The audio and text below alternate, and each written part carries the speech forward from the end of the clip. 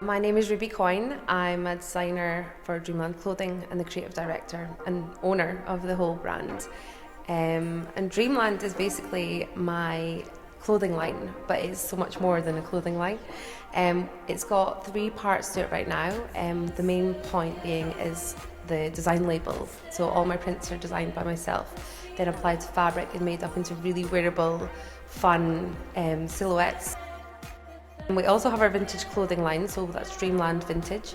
That is my sort of bread and butter part of the label. I started off with Dreamland Vintage.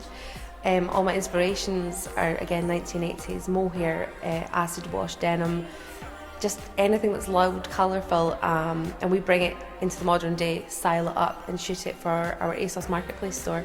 And then also this summer we release our Dreamland reworked brand. So that's something I'm very passionate about, is reworking clothes that we already have, reworking fabrics, duvets. Again, very 1980s, lots of denim jackets that we embroider and customise. We make tote bags out of pillowcases. We make clothes out of the duvets, and we're very proud of our sort of zero waste attitude with that brand.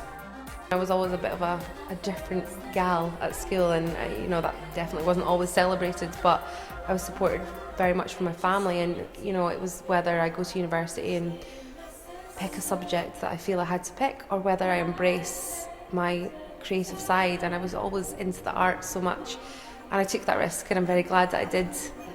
It can be scary sometimes, but there's nothing I haven't overcome so far. There's nothing I've not achieved. I'm kind of a determined wee soul when it comes to that kind of thing. Being an entrepreneur is one of the best feelings in the world. I get up in the morning and only I can create that day, each day, and I do. And even at night time when I'm tired and I'm exhausted and maybe a little bit skint at times as well, I still have my notebook by my bedside table, and all of these ideas only I can create, and it's a wonderful feeling. The biggest highlight for me, and I always remember this moment, is when I got the keys to the Dreamland studio here in Wasps Meadow Mill. That was a big moment for me, from working out in my bedroom in my flat in Aberdeen to then moving back home. Very daunting experience, working in mum and dad's dining room. It all didn't feel like real.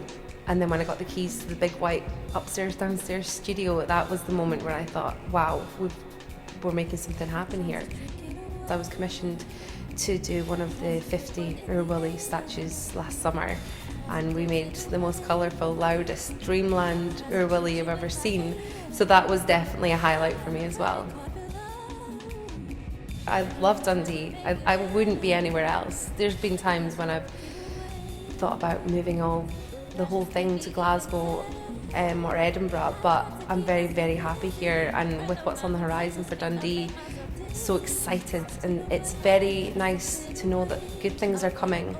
It makes those bad days a lot better when there's going to be a lot more support than what we have now.